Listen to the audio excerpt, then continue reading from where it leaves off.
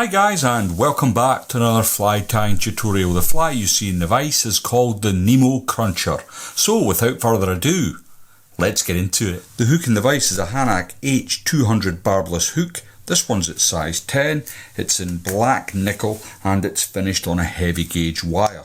Now the thread I'm going to be using today is, as you can see, it's red, it's A-taut. And the code for this one, it's a trout line thread, is A4. Now the first thing I'm going to do, it is a thread, it's not a GSP, so I'm going to get some wax onto my thread. No requirement for the usual super glue stuff. And then I'll catch in just behind the eye.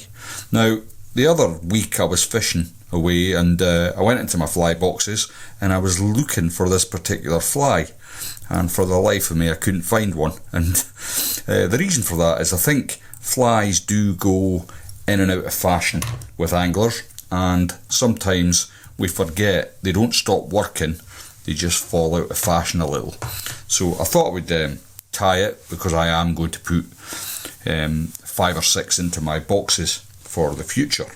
Now first thing I want to do, now I've got a bed of thread down, is to create the tail. Now some people use the pheasant tail to create the tail for this Nemo Cruncher, but I like to use just a cock hackle. So the reason for that is after fish hit the fly several times, if you're using the pheasant tail, it's quite a brittle material and it tends to just break off after a few fish. Whereas if you use the fibres from a cock hackle, it lasts a lot longer. So I've just taken a little measurement, which is the length of the shank, to get the correct proportion for my tail. So I'm going to bring my thread back like so, and then I can take away the excess. Now there's quite a lot to this fly, and what you've got to do is whatever's coming over last goes in first. So on this occasion I'm going to be using some gold wire as my final rib. It's 0.1 millimeters, and I think I've already got a little bit here that I've been working away with. So that goes in first. I'm going to catch it in on my side, and I'm going to catch it in the length of the body.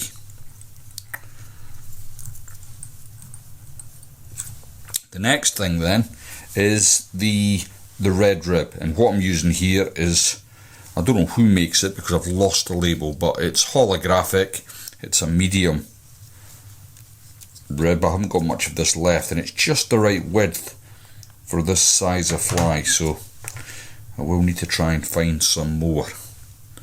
Now this is holographic, you can use just plain red, I think it works just as well. And again I'm going to capture that in up the length of the body just to keep everything nice and even. Now nymphs are really coming into their own at this time of year. In the warmer months the fish are higher up in the water column, and rather than fishing your usual super glue buzzers and whatnot, nymphs can really make an impact on the fish.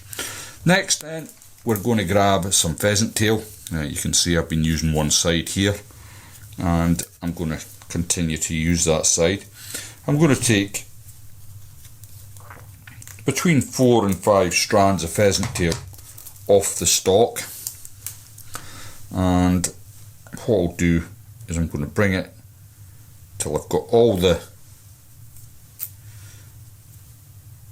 tips lined up, and I'm going to just remove the tip section because that's where this is at its weakest. Then I can capture that in. I'm going to come all the way to the back of the fly, then I can let go of that, and as I get to the front end I'm going to get several thread wraps in, because I want to build like a little cigar shape to the body.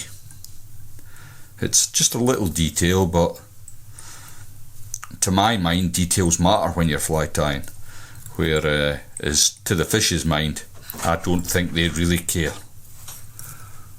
So once I've got that taper in place, I'm going to get some extra turns in at the front of the fly here, and then I can grab my pheasant tail fibres, and I'm just going to capture the end in with a pair of hackle pliers. Now the reason I do this is, as I said earlier, pheasant tail is quite brittle, and what you don't want to do is catch the point of your hook as you're bringing this round. And if you're not using a rotary function on your vise, it's very easy to do. And so as I turn, I'm just avoiding that hook point to create my body, and that's looking not too bad. Now as I've got up to the thorax area, I'm going to capture that, and the way I like to do it is I come across the pheasant tail one way, and then I come across in like a crisscross way to secure that pheasant tail. And that's going nowhere now. I can come in with my scissors and just remove the excess. So as I said at the start of we putting this fly together, first thing to come across is the holographic rib, and I'm looking for 3 turns of this really. So 1, 2 and 3. Try and keep them nice and even if you can, and then I'll bring it over the thorax where I part my thread and simply secure it into place. Once that's secure, a couple of turns to make sure it doesn't bounce back, then I can remove my red holographic. Now the next thing I want to do is, again, I'm going to get extra turns into the thorax area here. What I'm going to use for the thorax then is some peacock herl. You can see I've got the eye here, but I really want to use the nice bushy herl at the bottom there. So I'm going to attach that by simply taking the thick end of the stalk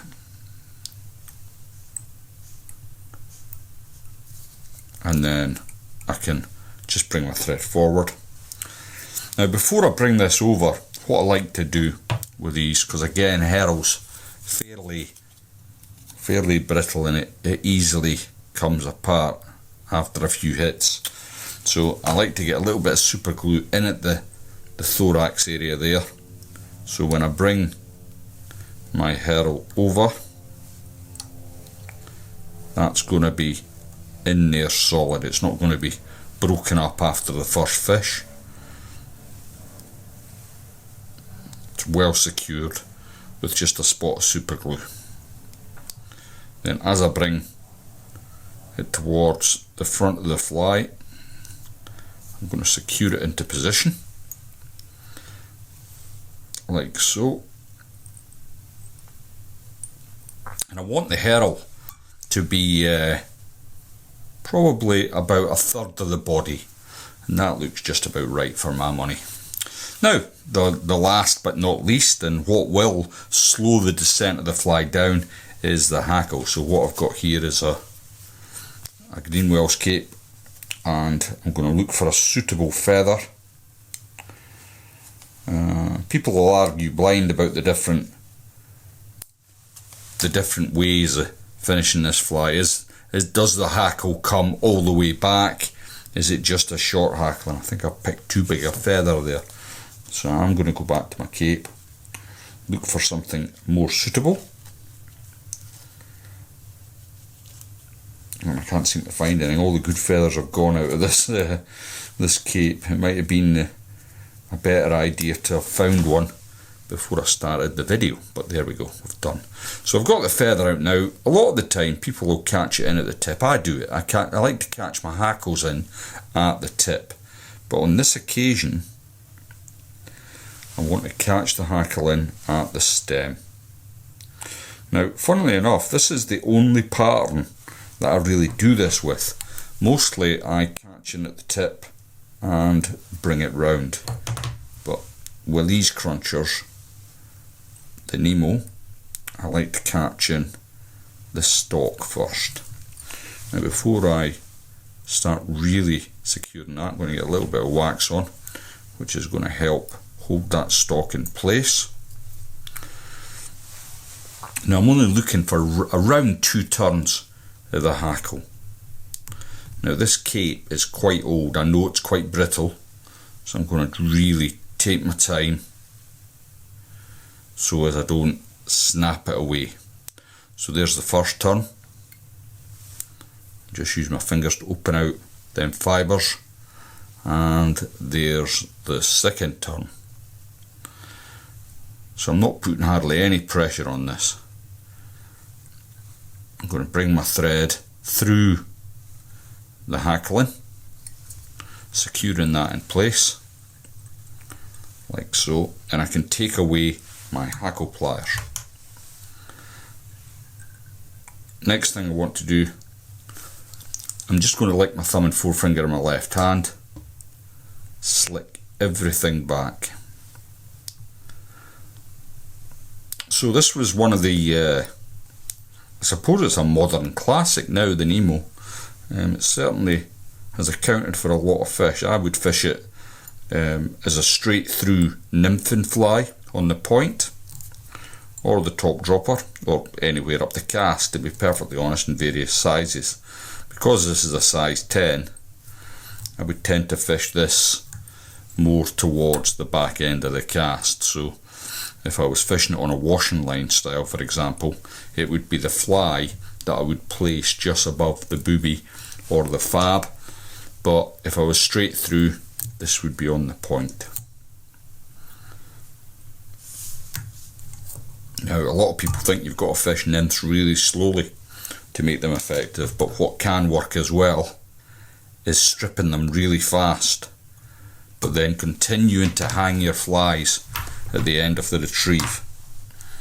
Now, just going to use the end of my whip finish tool to find the tip of that feather, which is there, and remove it. And that's looking not too bad. Yeah, I mean, this 10-15 years ago, this would not be off my cast at any time. It would just it would have a place somewhere. Just going to get some UV resin to finish this one off.